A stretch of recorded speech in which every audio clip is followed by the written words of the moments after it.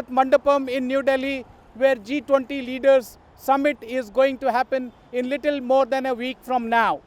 The most important aspect of G20 is commerce and economy, where the world's 70% of GDP will congregate here for a discussion and the way forward for the world order. G20 is also important because of the strategic relationship between the countries and between the clusters or groups of countries. With me is Praful Bakshi, a strategic affairs expert in India and known worldwide. He is a wing commander, Praful Bakshi. He is not only specializes in defense and air force, but also on the strategic affairs. Sir, this is the most historic place the world will see in a week's time from now.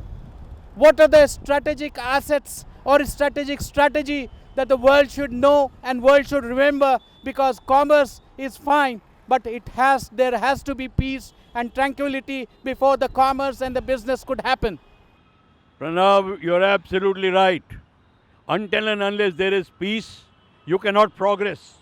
And when you want to progress, you have to progress industrially, commercially, from angles of tourism, angles of all technology, everything. But for that, you have to have a proper atmosphere where everything can be done in a manner which is safe, which is secure, and you have to bother about your security overall of this region. I am not talking of single region, but G20 countries are going to be involved from here to South China Sea, from Persian Gulf, from here to Persian Gulf and beyond. Those countries now will be putting their best, their total economic effort. 70% of the GDP is taking birth out in this place. The world trade passes through Malacca Strait, 80% of that. All that, keeping all that in mind, you have to have a strategy which will bring in overall security, jointness, so that your industrial development, commercial development, even social security is looked after and you progress peacefully. If you don't have that secure atmosphere, your progress will be very difficult. Social security is the word that I'll take a cue from. Social security, you mean strategic security of the world, the status quo of the world. We know that there is a conflict in Russia and Ukraine. We know South China Sea and Asia Pacific is a hot, is a boiling topic. We know Middle East has issues. We know the terrorism is gripping the world once again, slowly clawing its space in the civil society. But the strategic thing that we all want to know is where India will find traction. Our Prime Minister calls it People's Summit. Our Prime Minister calls it Vasudhaiv Kutumbakam. But Vasudhaiv Kutumbakam and People's Summit also needs to be first secured. And you are who better than you, who is a Air Force wing commander who has been serving Indian Air Force and who has been traveling all around the world. Who can better analyze this? Please analyze it for us and for our viewers at large of Vision Television World. Thank you very much, Pranav. What you have said is absolutely correct. What I was trying to tell you and what is the fact is that you have to progress jointly. And joint progress means you have to come close. You will only come close when your home is secure, your internal problems are taken care of. There is no interference of one country into another. That besides, you have to make sure that when you are working collectively, then your collective effort is looked after collectively, in the sense your industrial growth, your commercial growth, trade, commerce. Nobody should be occupying your land, your islands, like it is happening in South China Sea. All that thing. What is happening in Ukraine is totally the idea is totally anti our idea. So what I'm trying to tell you, that we have to now jointly make out a plan for joint industrial development, security, commerce, everything. But you have to make sure that your joint efforts towards protecting each other, protecting the overall assets takes place very, very efficiently and immediately. That's a very important point that Wing Commander Praful Bakshi ji has raised. But also important is how India will place itself and leverage from G20. Let's talk to him and find out two important aspects: the parallel tracks of defense track of the Leaders Summit that has happened over the year within the G20 presidency of India. But also important is how India will grow in two important aspects. One is indigenization of our defense forces, and at the same time making India self-reliant in defense production. Tell us to our viewers what is the way forward. Absolutely right, Pranav. The way forward is that we have to have total, what you call as indigenization program, not only in defense. Before that, total industrial indigenization.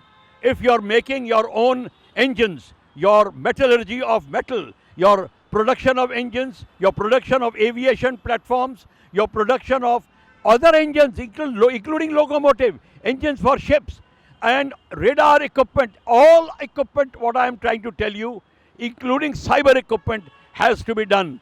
If you are producing that, then India will become strong. If you have a strong industry, you have a strong defense industry. If you have strong defense industry, you are on your own. It means what in Hindi you use the word swavlambi, means totally indigenized. You now don't depend on anybody. Once you have achieved that status, nobody can then put you down politically. Nobody can twist your arms from the foreign policy point of view. Nobody can force you. There was a time when you bought an aircraft, you were forced to buy other equipment because you are totally dependent on that. But now that time is gone. Last 7 years I've seen, we are progressing so tremendously that indigenization is a byword. It is a total, what is a watchword for India. Look at our program of BrahMos. Look at our program of Tejas. Look at our program of various other aspects in telecommunication, satellite, everything. We are launching satellites for other countries. What does it mean? We are capable of it. Our capability has to increase at such a level that nobody can tell you, no, you cannot sell your LCA to Argentina because our ejection seat is on that. That is how British is twisting your arms. We should make our own ejection seat. This is a small example I'm giving you. That is why this is so important. Indigenization in industry, indigenization in defense, and that message will go to all G20 countries. Wing Commander Praful Bakshi, and that brings reminds me of another question that I want to draw your attention on. Our Prime Minister Narendra Modi ji is the first Prime Minister who said that indigenization and the return of technology, or bringing the technology, if we buy any aircraft from any foreign country, that should be manufactured, assembled, and then manufactured in India. If we buy any drone, that should be assembled and manufactured in India. But at the same time, we also should raise our own level. Where do you see, and how powerful is this Prime Minister of India, who will be chairing, who will be having the center stage at the G20 Summit of 2023 in New Delhi, just behind me? That's right, Pranav. You're very right. The message is loud and clear. Prime Minister has made it very clear that this aspect has to be now borne in mind. And as we tell you, this the question of indigenization is there. But more than that, we have to organize ourselves in the total organization of the G20 countries. It is not only meeting.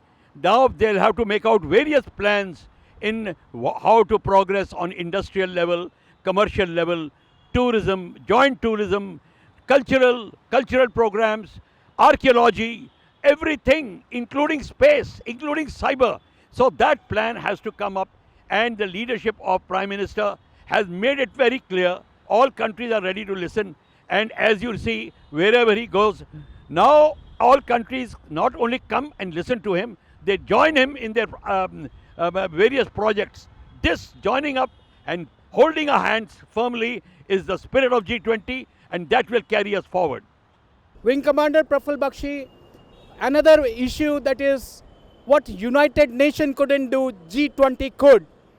We have seen during COVID, the world knew what India could deliver. The world saw by their own naked eye what the humanity and how India served that humanity by bringing the COVID vaccine to more than 200 countries or close to 200 countries. India is talking about Vasudhaiv Kutumbakam, but is there a technology transfer from the developed world to the developing world? Is there a space for technology transfer in we saw that happen during COVID because of the world pandemic, but do we need for another world pandemic for that technology transfer for the basic need of the Africa, for Asian countries which are struggling or which are trying to come up and become a developing from developing to developed country? India has millions of people, tens of millions of people, more than that, hundreds of millions of people have come out of poverty. Can that happen in different parts of the world which are deprived? Because G20 is the economic summit and G20 is also a strategic summit. Absolutely, it's economic summit looking in a strategic angle. But let me tell you one thing. Yesterday I attended the Africa Unity Day and Ethiopian Embassy. You were there. We saw ourselves that what the African countries have realized, the entire wealth of various countries, big countries, European countries, getting $500 billion a year from them. If that country does not get it, they are a third world country. Everybody has realized. So that is why the radicalization of religion has to go. The exploitation has to go. Until and unless you stop exploiting, and that is why right in 1947, the movement had started. African movement program had started. Now that program should be revived. There should be a union-like activity between Asia-Pacific countries and African countries, and jointly work towards such a way that work towards progress in such a way that the exploiters, I'm telling you clearly, the European Union countries were the exploiters. Let them come to know that they can no more do such a thing, that this region, Asia, Africa, Asia-Pacific zone, is going to become very progressive. It will progress on its own. And as you say, the jointness will be there, the strategic technology transfer will be there, offset arrangements, etc. They are the tricks of the trade which will all take place. So let me assure you, the ball has already started rolling. We are way ahead. Now nobody has to tell us what to do, that we don't have to be given money for everything. Now you will see we are going to become so self-sufficient that their foreign aid, etc., will be a thing of past. It will be a history. Gone are the days of colonial rule, gone are the days of colonial empire. This is what Wing Commander Praful Bakshi says, citing the example of African Union. That's a very interesting point. I may also like to bring to your attention that our Prime Minister has talked time and again about incorporating African Union and incorporating African Union into different aspects, bringing African Union into all international diversified groups and associations, and bring the African Union forward. Because also, and our Asian countries also, because it is Asia and Africa which is rich in mineral resource and which is needed by the world at large to become graduate from developing to the developed world. You have to absolutely right. We have to bring the African brothers up. They have vast resources and minerals. You talk of gold, diamonds, precious ores, everything is there. But yet they are getting the maximum aid. They are under maximum problem. Why? Because they are not united. Maximum conflicts are there in Africa. And their assets are being whistled out, been trickled out. Assets are being taken away and they are earning money. The arms suppliers, especially the European powers, these same powers are earning money by supplying them arms like they're doing to Ukraine through NATO. They are doing it, they are earning their own money and laughing all the way to the banks. This has to stop. And for that, you have to have a strong organization. Do you think, let me again interject, and do you think this is a very important point? I want your very straightforward answer because you are known for talking very straight. Blood diamond is something that the whole world got rid of, is trying or in the process of getting rid of. Do you think the armed conflict and the arms supply should also be bloody arms supplies should also be abolished, and the culprit should be talked, whether it is a set of group of people or a mafia or a country involved in it. You're absolutely right. When you have a strong organization, African countries, Asian countries, and Pacific zone area, any conflict which is arising will be dealt with jointly in a joint meeting. Even if Angola and say Tanzania or Egypt or some country, they are getting on a conflict, that has to be solved jointly by everybody, so that they don't resort to arms. Moment they resort to arms, the foreigners start creeping in. They start making their bases, like it's happening in Sudan, like it is happening in Ethiopia. It's happening everywhere. That these foreigners, or China mostly, is taking maximum advantage. I know China is an Asian country. I know it very well. But the message is going to China also, that your days are over. You will also have to curb the exploiters within our zone. And that also is being watched. So when you have a proper G20 organizations coming up, and African countries and Asian countries coming up, all these subordinate organizations will also come. They will be controlled by one headquarter.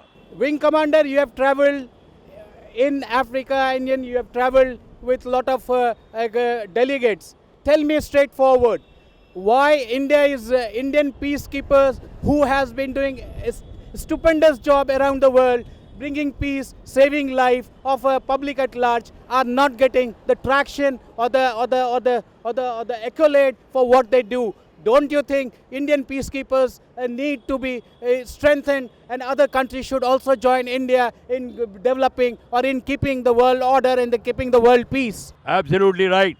The peacekeeper's job is a very, very backbreaking and a thankless job. But question is, it is a political move. The United Nations is a political body.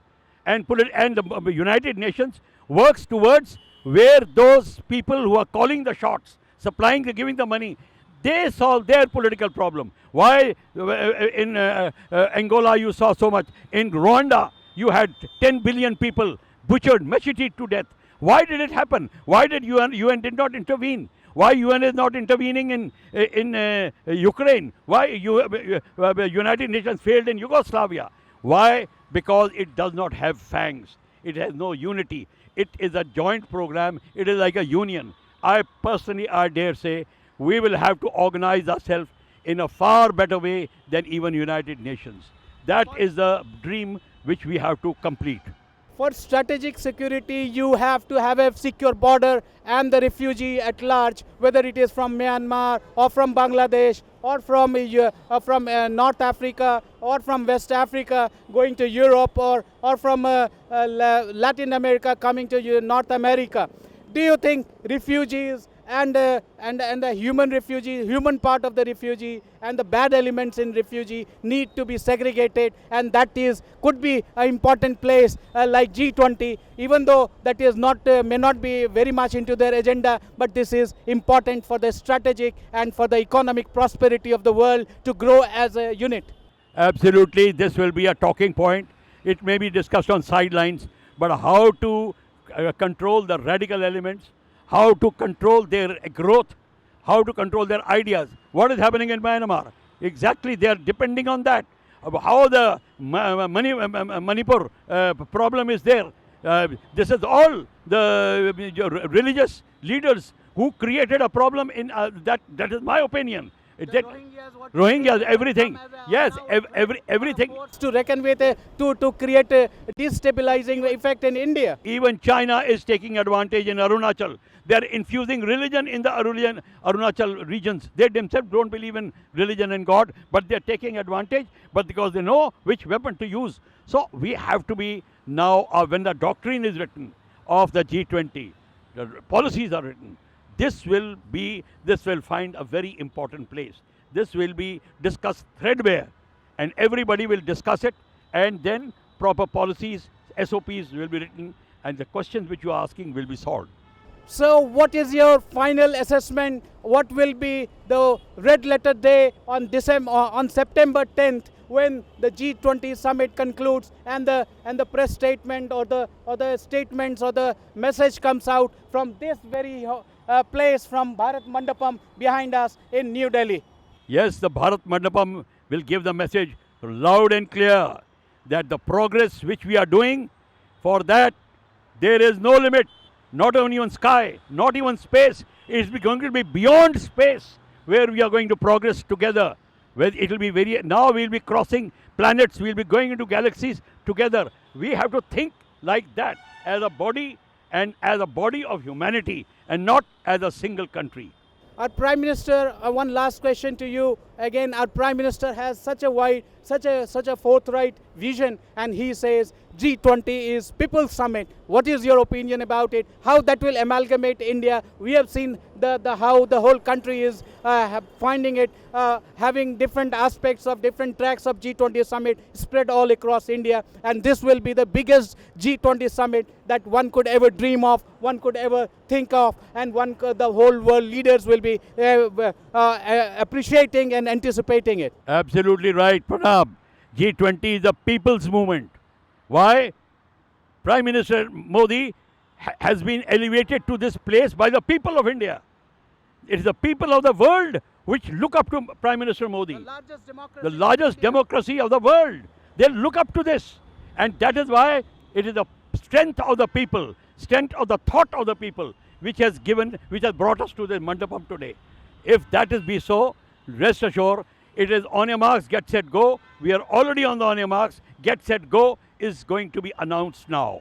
Bharat Mandapam, that is where the whole world will come together for the economic prosperity, for the joint statements, for the deliberations to lead India. With camera person Nehal Singh, Pranab Prakhar reporting from Bharat Mandapam behind me.